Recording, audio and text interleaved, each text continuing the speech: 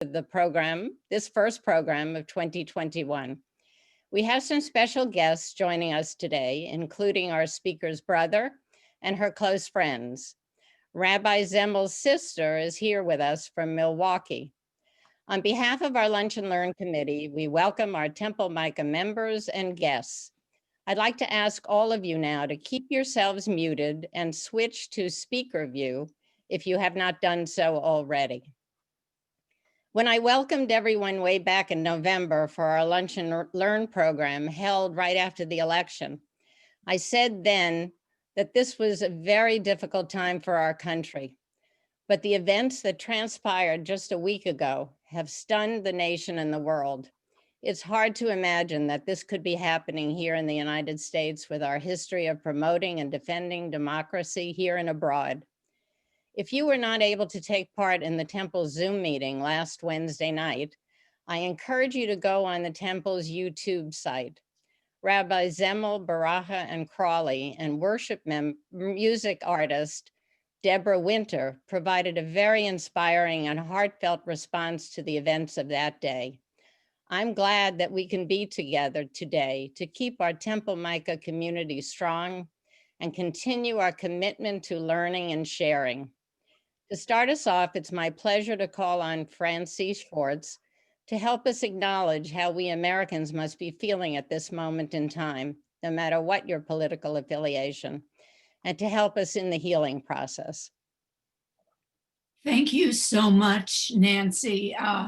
And I echo your thoughts.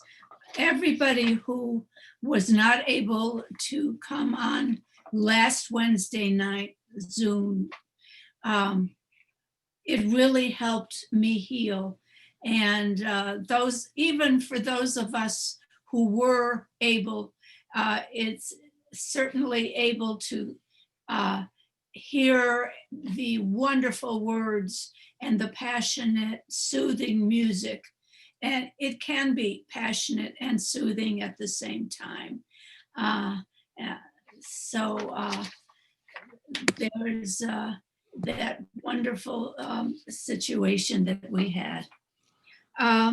The poem that I'm going to share with you today, called For Courage and Comfort, was written by Rabbi Karen Kedar, who is the senior rabbi at B'nai Jeshua, Beth Elohim in Deerfield, Illinois. She is a wonderful, wonderful spiritual, mystical rabbi who writes for me very, very healing, soothing words. For comfort and courage. God, hear our prayer. With horror, we bear witness to the evil within our midst. We pray that our broken hearts do not become embittered. Let us not give in to cynicism and despair. May we find comfort in our faith and in our community. And may we strengthen our resolve to be messengers of peace and healing, bringing comfort to the brokenhearted. We pray for the soul of our country. May violence be no more. May the way of our land be for good and not for evil. May the words we speak inspire. May our outstretched arms embrace. May our minds learn tolerance and understanding. Strike the inclination to do evil from the hearts of the wicked. Empower us for good, for life, for love. Amen. Amen. Thank you, Francie, as always, for your spiritual guidance. You are a superb teacher and set just the right tone for moving us along in a very forward direction. Let me explain the format of the rest of today's program. I will shortly be introducing our guest speaker, Helen Schwartz, who will then give her presentation. This will be followed by the question and answer period, moderated by Sid Booth. At around 1 p.m., my co-chair Phyllis will introduce the second half of our program. David Diskin, our very able Zoom host, will then split the group into breakout rooms to enable us to socialize and to discuss today's topic. We want to thank our speaker for providing questions to start the discussions off.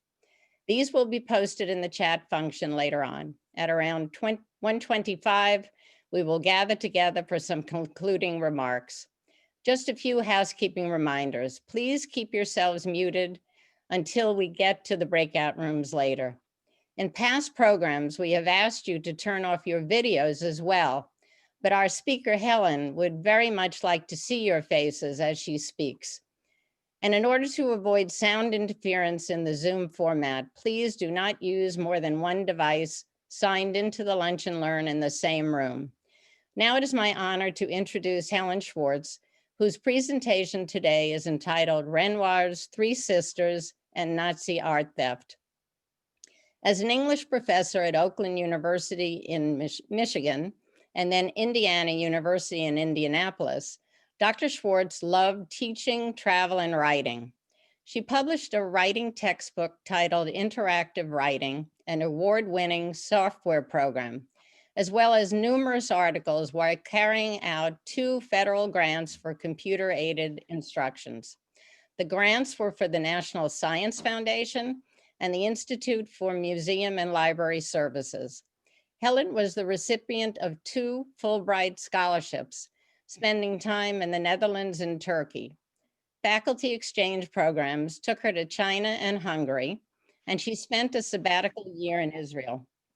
Her fascination with Nazi art theft in France and the increasing danger to Jews in the German-controlled City of Lights in World War II led her to write the book Thieves of Paris, which Helen will be reading from today. Helen has been a member of Temple Micah for 5 years. Please remember to use the chat function to submit your questions to our speaker and to be sure to send them to everyone so we can all see them. I'm very pleased now to turn the floor over to our distinguished speaker, Helen Schwartz. Helen, unmute yourself if you haven't. I'm so glad to see you all today. So many of you have been in the wise aging that I took, and which has changed my life. Little advertisement there. And Torah study and other, just meeting you through the temple has been delightful. Today, I'm going to talk about, okay, David, it says host disabled participant screen sharing. So.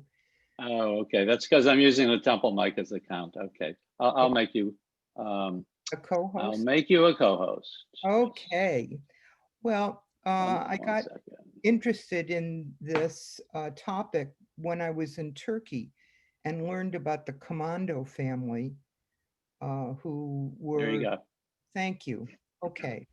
Well, let me get straight to it then.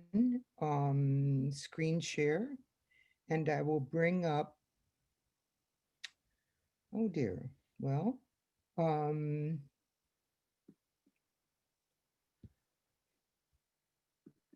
I thought I had this all set up and I didn't. There we go. I'll just put it that way, and then I will do a screen share. And there we go. Okay, let me go to the view that I decided on so that I can see you. Well,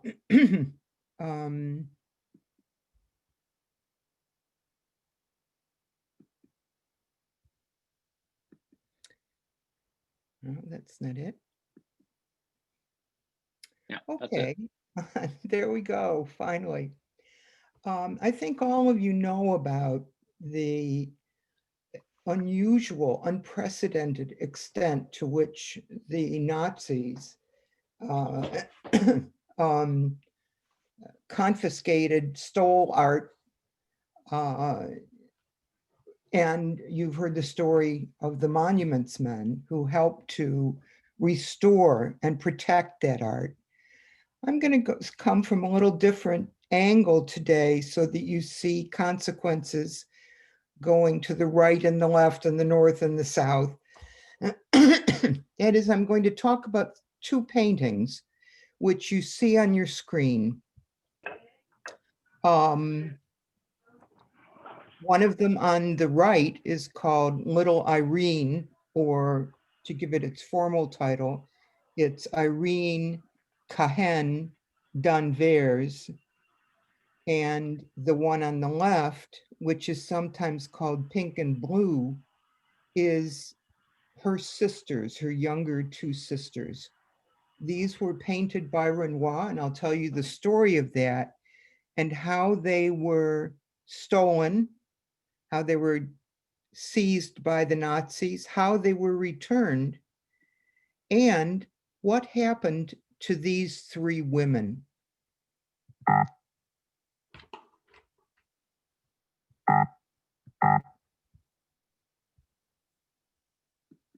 There we go. Oh, it's a little bit closer up. This is the picture of Irene. She was born in 1872, so that means she was 8 when the picture was painted. And it was painted in 1880 by Renoir. This of the two paintings of the family is the more famous. It's such a wistful looking painting, and I think you can enter into it in a sense very easily.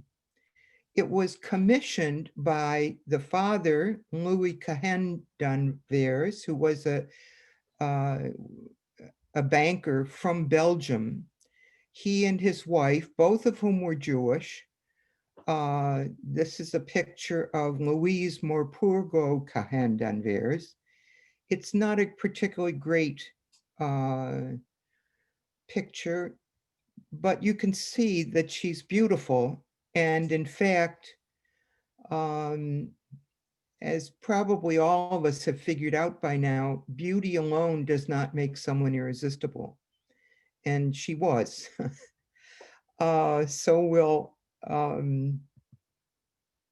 And this was one of the men she was irresistible to, and he to her. His name was Charles Ephrussi.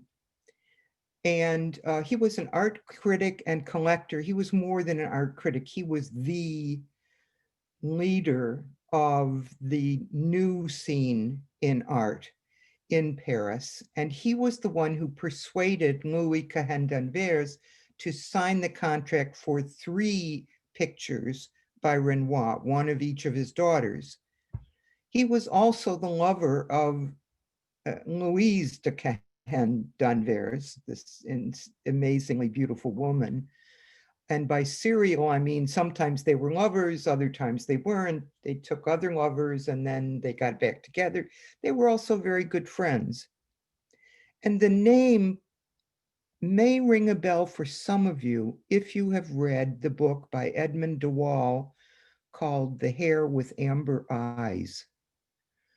It's about a very strangely constructed book, essentially about the Netzky collection that was started by this man, Charles Ephrussi, and then was passed on to relatives until it reached Edmund de Waal.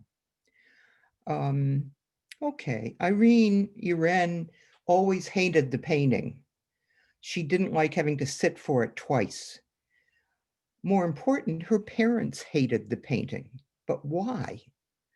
Well, remember, this was painted in 1880.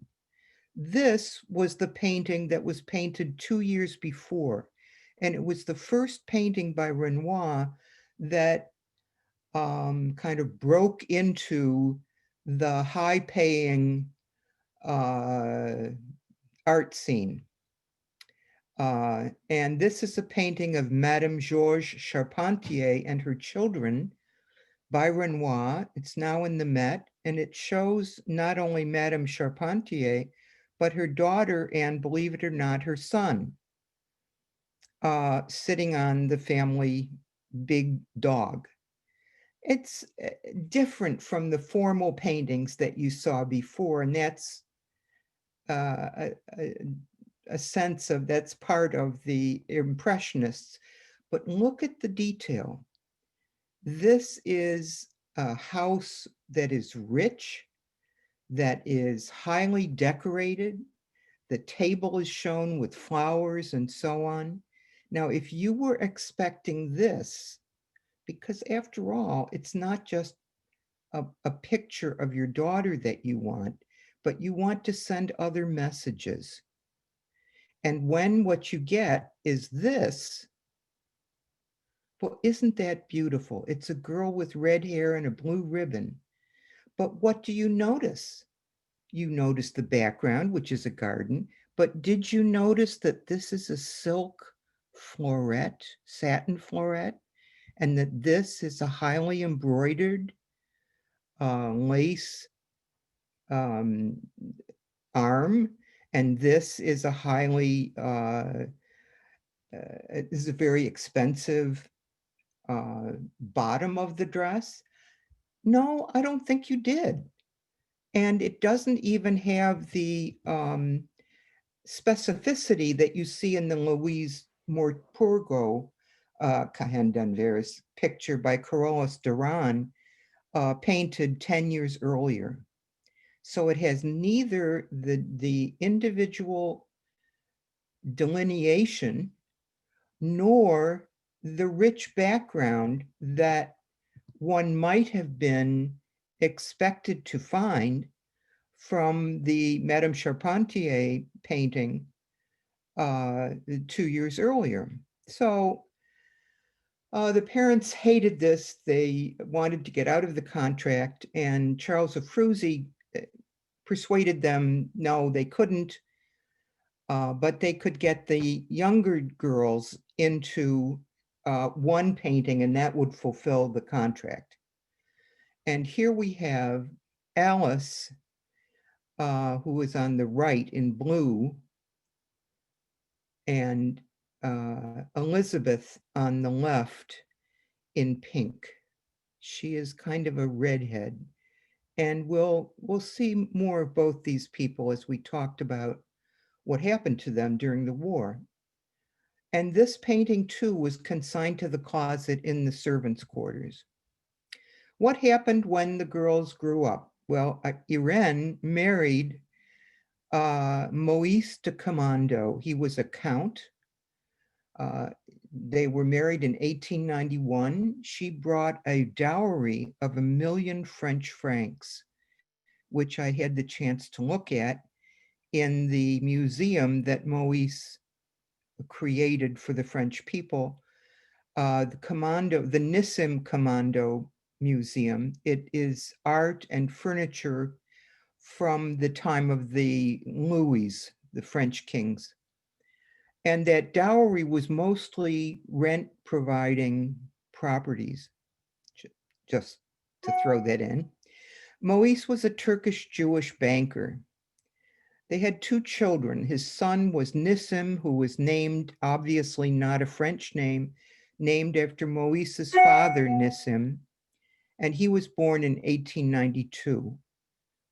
Then they had a daughter, Beatrice, in 1894. He was not what Irene expected in a husband. He was not as tolerant as her father was. And perhaps she was a little spoiled. Irene separated from her husband in 1896, 4 years into the marriage. She was baptized in 1899, divorced in 1902, and married Count Charles de Saint-Pierre in 1903. Charles de Saint-Pierre was not Jewish. She had been baptized and she married a non-Jew, and she was persona non grata in Jewish society from then on. to the credit of Moise de Commando, who got custody of the children. He allowed the mother to see her children.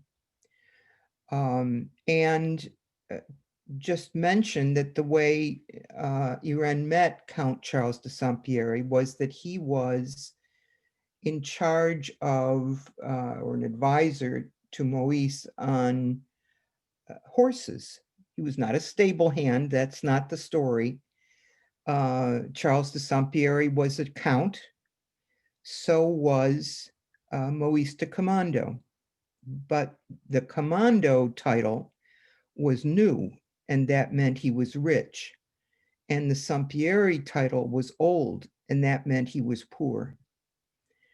The French laws required a sizable amount of, even in a divorce, meant that Irene got a sizable amount of her dowry back. Okay, then little Irene, the picture, changes hands. By her first marriage, remember that Irene had a daughter, Beatrice, and she then asked her grandmother, Louise Kahan Danvers, for her mother's portrait in 1910. By then, it was clear this was very valuable, and her grandmother immediately gave it to her. During the German occupation, Beatrice Reinach's husband, Leon Reinach, from an old Jewish family that was well known in the Dreyfus affair. Beatrice's husband then arranged to store the portrait in the royal chateau at Chambord. Well, there were no more kings. The royal palace was part of the museums and the holdings of French fine art. And a man named Jojard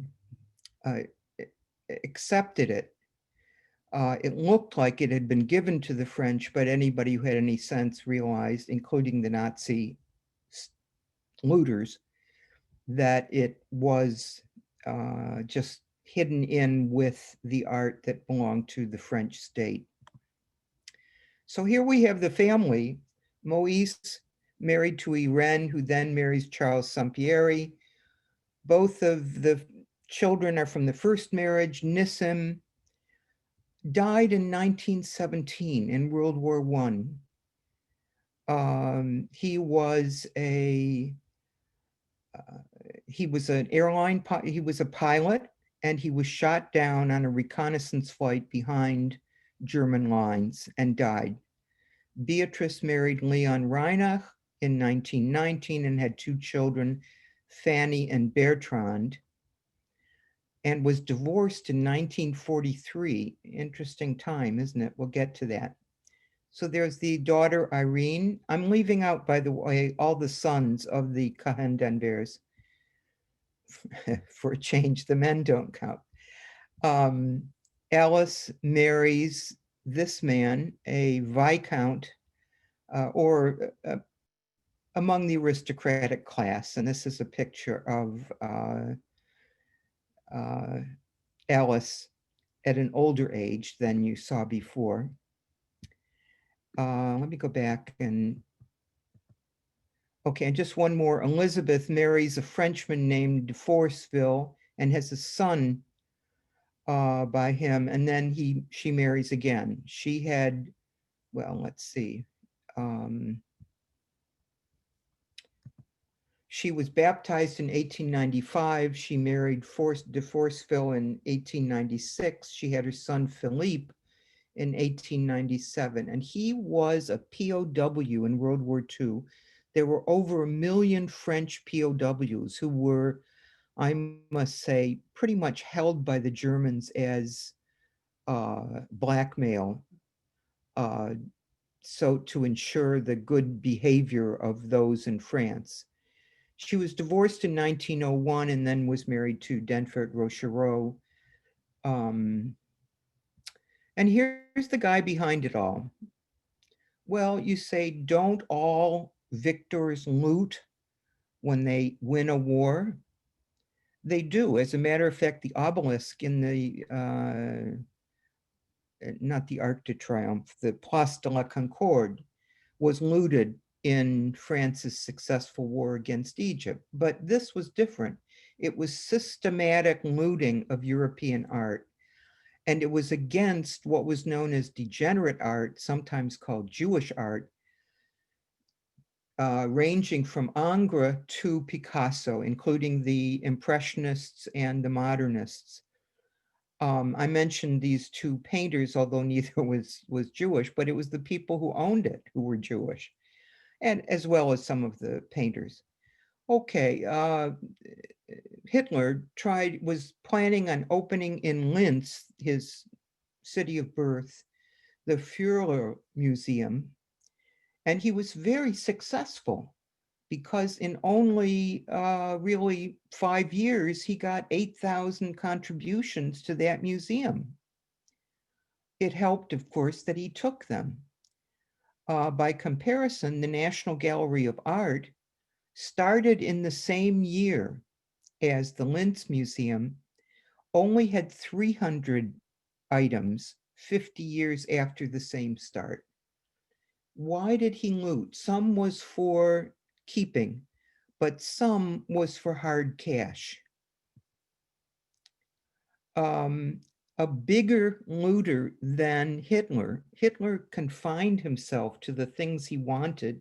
Goering led, as the book by Nancy Yeide says, it's a catalog of Goering's acquisitions or even things that briefly passed through his hands. She called her book Beyond the Dreams of Avarice. It's a monstrous book, and it just, it's monstrous in what it shows that he appropriated, and it was a monumental task. He took over 1,200 paintings alone. Now, the regular army balked at this stealing. And because the Geneva Convention said that you were not supposed to take things from individuals. And much of the looting of pictures came from Jewish gallery owners and Jewish collectors. So the regular army did not want to be involved with this, and Goering got help from the ERR. In the lower left, you'll see that stands for Einsatzstab Reichsleiter Rosenberg. And Rosenberg was actually the chief ideologue of the Nazis, but he was given the charge to organize this theft. And but when he couldn't get it to Germany, Goering came in with the help of his Air Force soldiers, and he had his own train, so that it didn't matter whether the Wehrmacht would cooperate or not. He came in. And the ERR, for our story, raided the Chateau de Chambord for sheltered paintings such as Irene, and took that. And it was meticulously itemized who it was from, where, what it was, who was the owner, who was the painter, and where it was sent. And this was in the catalog that was created at the Jeu de Paume, the gathering place. Well, Goering made numerous visits to the Jeu de Paume, and he never paid a cent. He said he was going to give money for the paintings to the French Orphans Fund, but he never paid a penny. And sometimes he would work out trades. So he would trade for a Cranach painting, let's say, by his beloved German painters. And he would then put up 14, let's say, paintings by these painters who were in the gallery of the martyrs.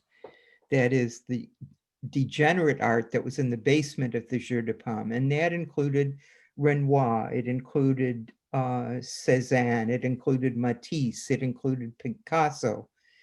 And all of these things were doing amazingly well on the open market in Paris. People, each of those would have gotten at least 1 million French francs, even though they were considered degenerate art. So the person who was doing the exchange with Goering was making out like a bandit, which of course he was, as was Goering. When the picture Irene came into Goering's hands, a Swiss industrialist named Böhler wanted Irene, but it was already spoken for. But remember that name, Böhler. And you'll notice that I got appropriate pictures of Goering.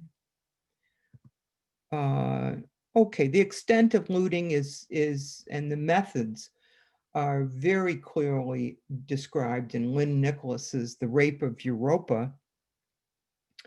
And she says over 60,000 works were returned to France thanks to the Monuments Men. In the Monuments Men book, Edsel gives a total for all of Europe of over 5 million cultural objects pillaged, including libraries, including Torahs, which was destined for a museum of an extinct race. Hundreds of thousands of items are yet to be found, and tens of thousands have been destroyed.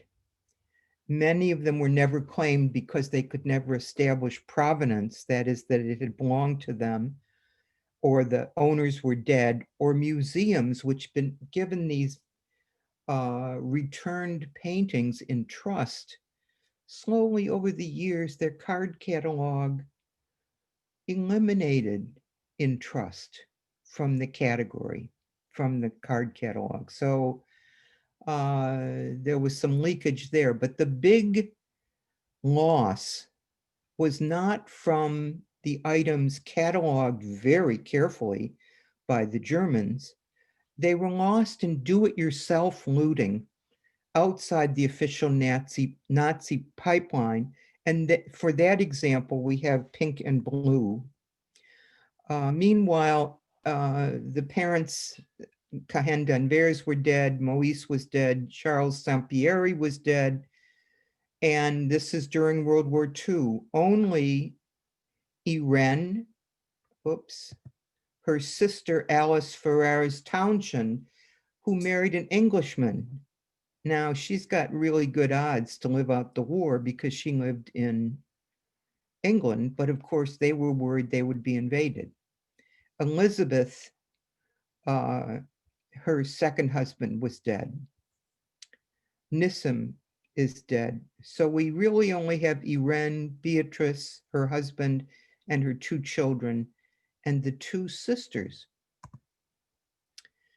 Well, meanwhile, Beatrice applied for a divorce from Leon. He wanted to try to get the hell out of there, and she felt that she was totally safe in Paris because they were French-born. And there was a lot of sentiment among the rulers not to touch the French-born Jews.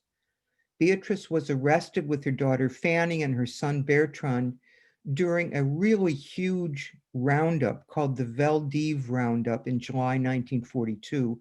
Veldive was a sports stadium.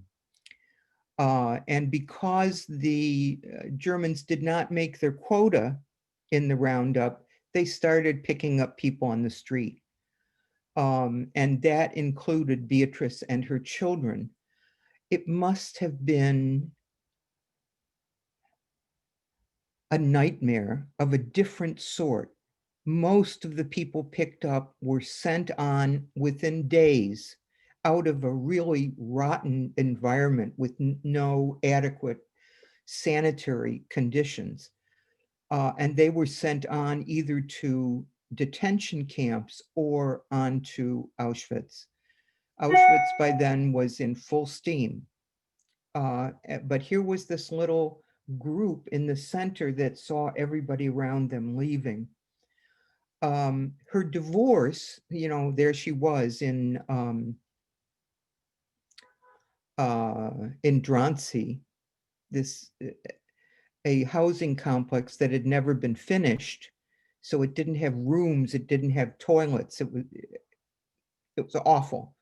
And Beatrice managed to make herself useful. The fact that her divorce was finalized in 1942 was inconsequential. Although her husband had been arrested trying to cross the Spanish border, and he was brought in December 1942. At Drancy, all but Beatrice, all of her family, her husband and descendants, were sent to Auschwitz on Convoy 62. Fanny lasted a month. Bertrand lasted a year. Leon lasted a year before they died. Finally, in March 1944, Beatrice herself was sent to Auschwitz and died on January 4th, 1945. It's interesting that in the Holocaust Museum in Paris, there are two things you might think I'm talking about. One never says the word Jew. It lists all of the people, Wolfowitz, Schwartz, Levy, Cohen. They're all listed on the walls, but nowhere in the monument does it say they were Jewish. They were killed even though they were citizens of France. That's what's being celebrated. And that is at the tip of the Ile de la Cité, underground. It's between the grass and the river is the entrance to that. The new Holocaust Museum is on the right bank, and it lists everybody who was killed. And interestingly enough, Beatrice is listed as Beatrice de Commando because her divorce came through, and her husband and her two children are listed together on the wall because it's by name. Okay, let's get back to the sisters of Irene. Elizabeth Kahan Danvers was the one on the left who was dressed in pink. In 1944, January, she was denounced. She'd moved to a small town. She was denounced and arrested and taken to a detention camp, and then to Drancy, which was the starting point for a two-day trip to Auschwitz without food or water. In February 7th, so shortly after Elizabeth was arrested, Irene must have found out about it, and she wrote a letter on her sister's behalf. She said, "I have a certificate of Aryan ancestry. I'm not Jewish. This was a certificate to this. And how did you get to be Jewish? If you were married to a Jew, if you had 2 of your 4 grandparents were Jewish, all 4 of Irene's grandparents were Jewish. 2 of them were famous Jewish bankers. It just goes to show, if you put your mind to it, you can get anything you want in this situation. That all I know is that she got that certificate, and I've seen it. She wrote this letter to try to free her sister, and she got a letter back saying, "Doesn't work. How do we know that she's your full sister?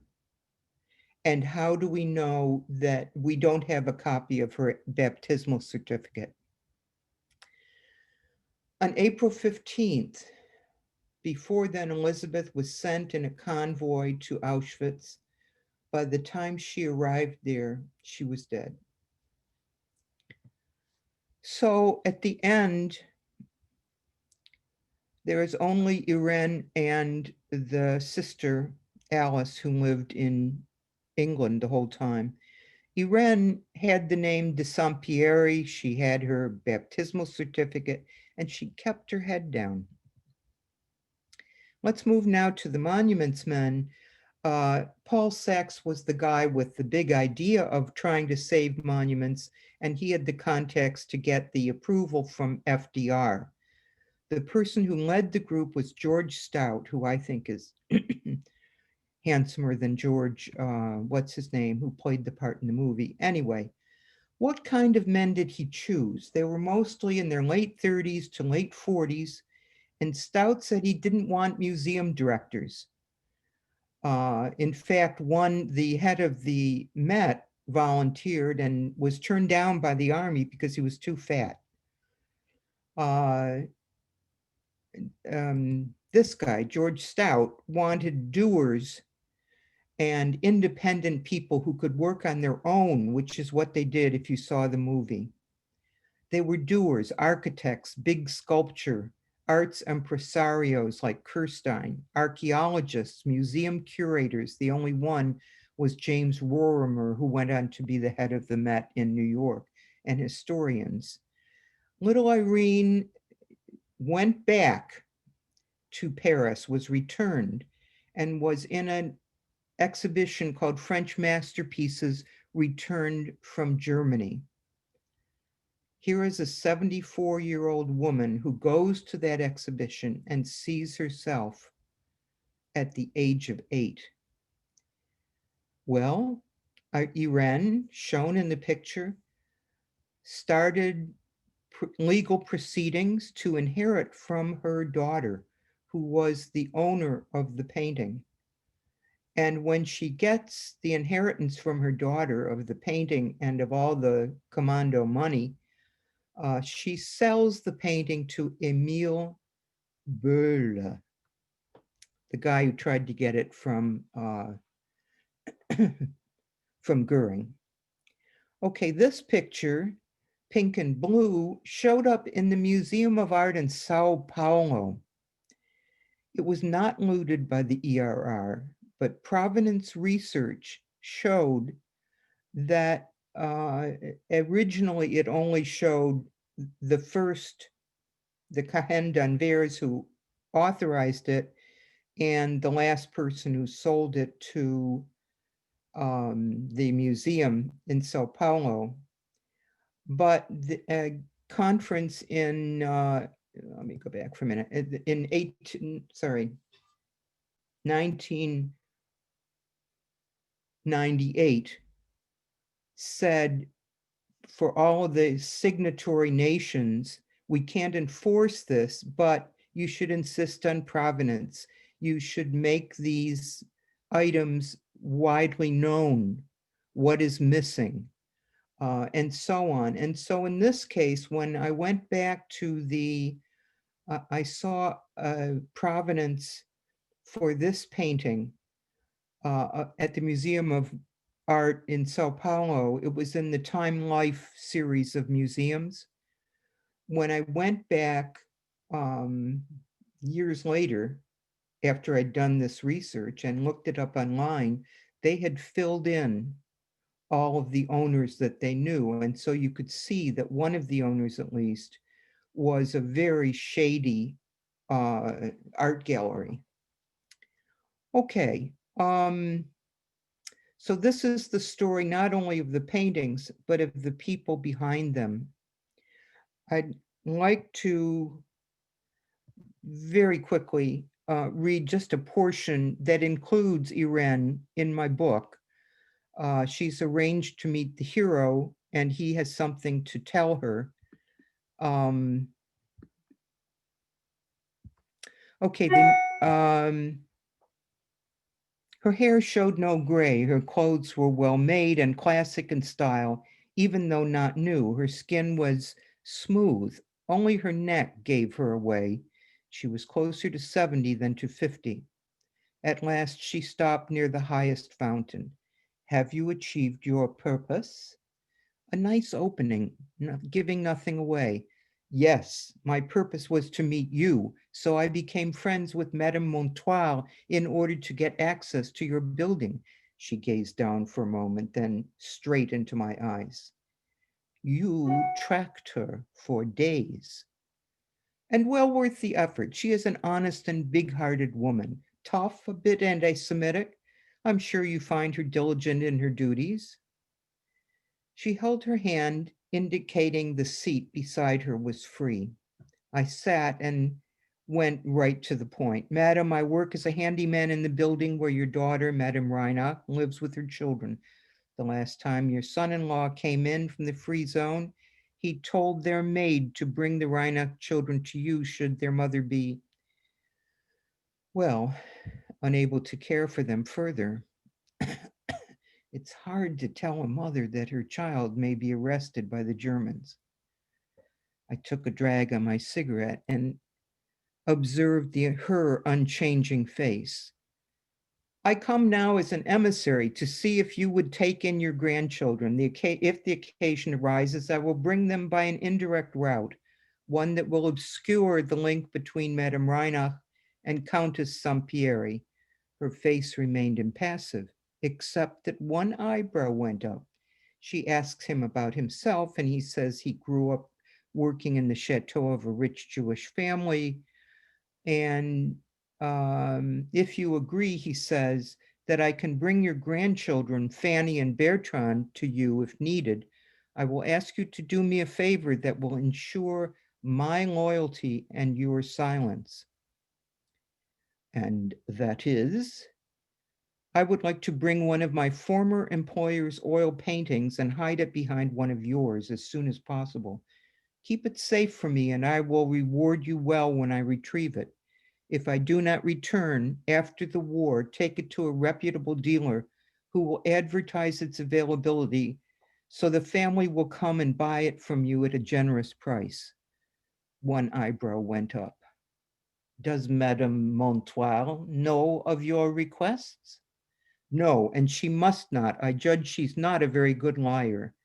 She smiled. You are quite right. She puts on her gloves and says, and how would you bring my grandchildren without Madame Montoile knowing anything? Easy, I said. I know when she goes to the market every day, and I kept silent until she looked up at me. I have already made a duplicate key to the building and to your apartment. Ha! After this one outburst, Countess Sampieri stood with her ramrod posture, slightly smiling. She seemed to be thinking over my unusual proposal. At last, she gazed straight at me. I would be pleased to store your painting, and should the need arise, I would be happy for my grandchildren to stay with me. You will tell me when to expect the painting.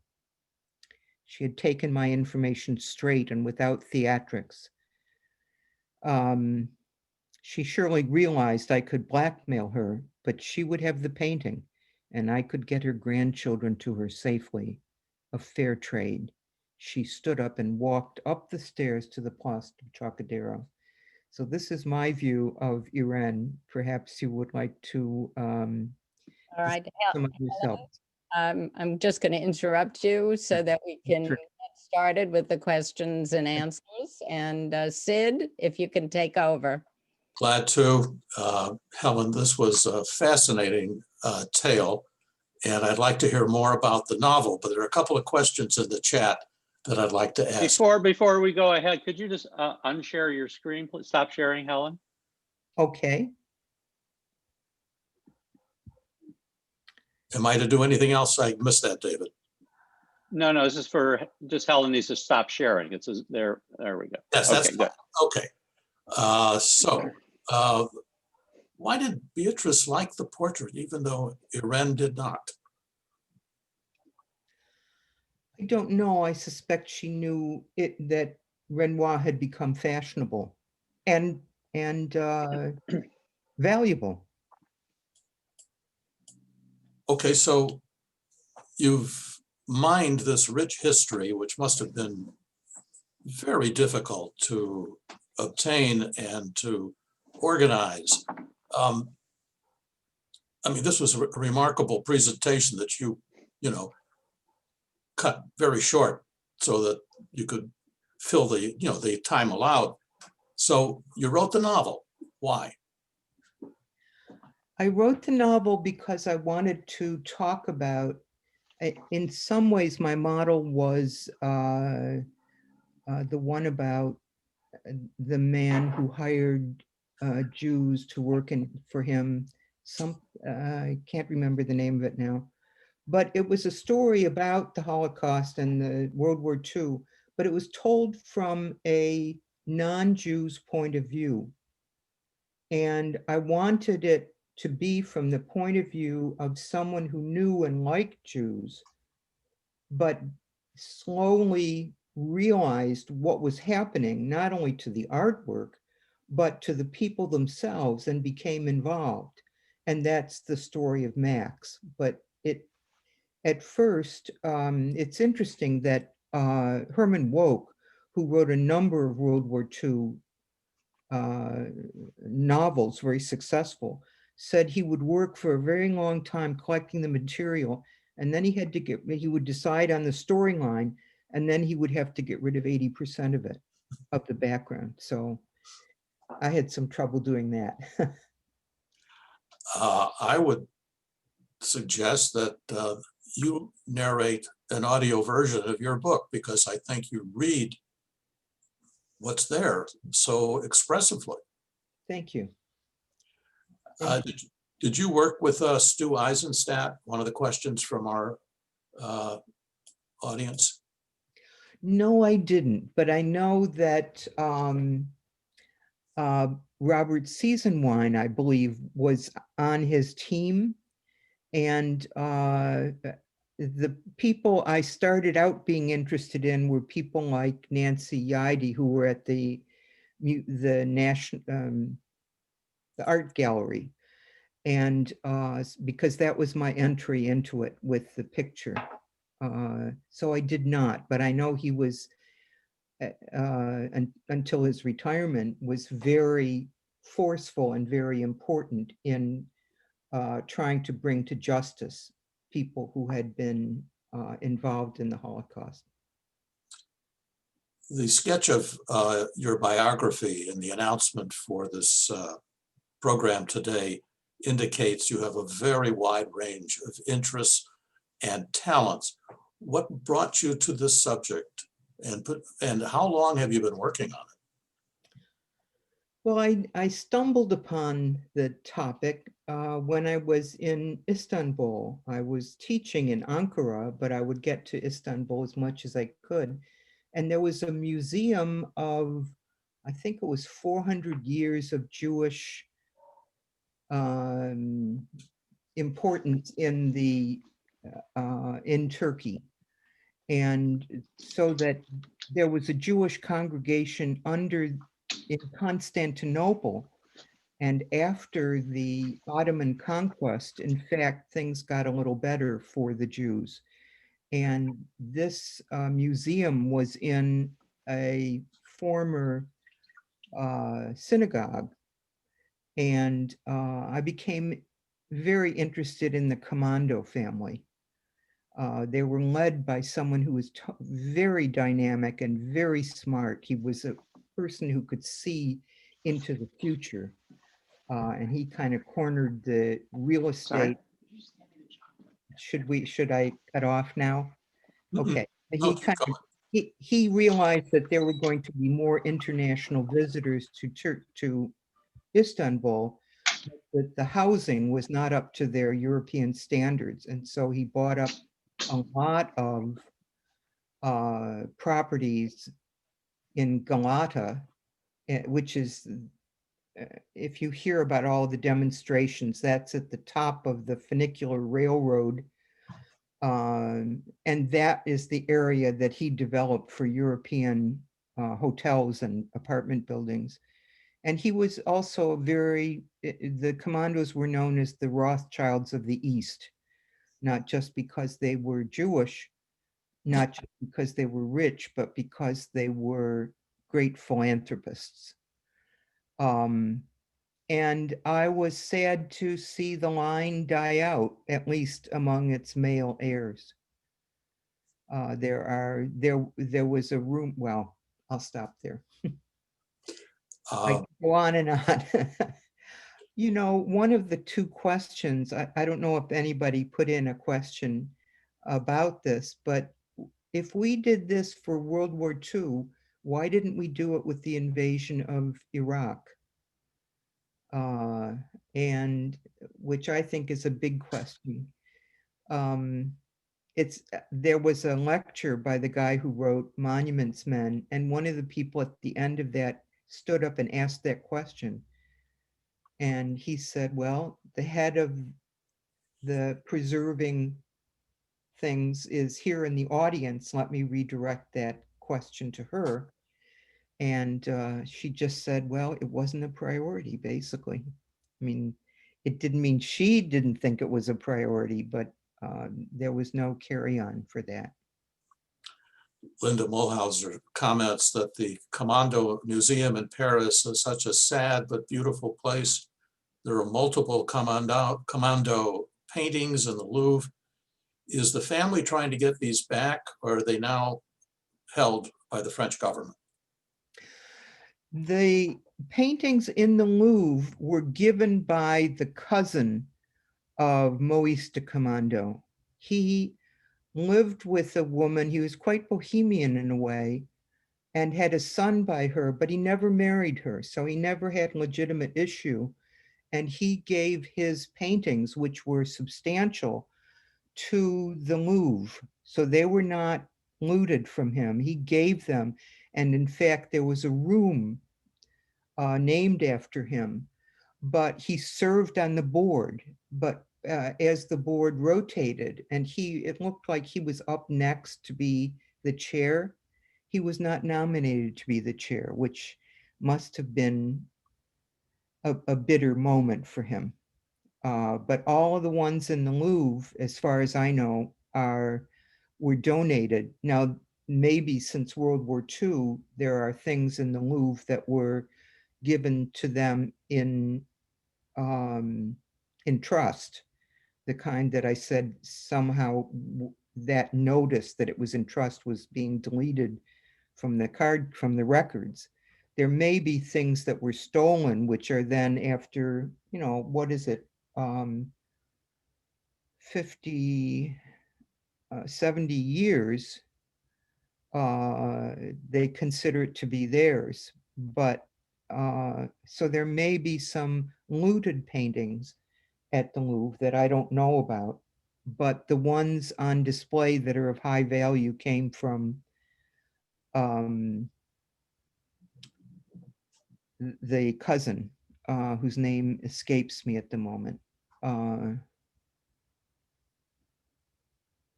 Anyway, so thank you for that question.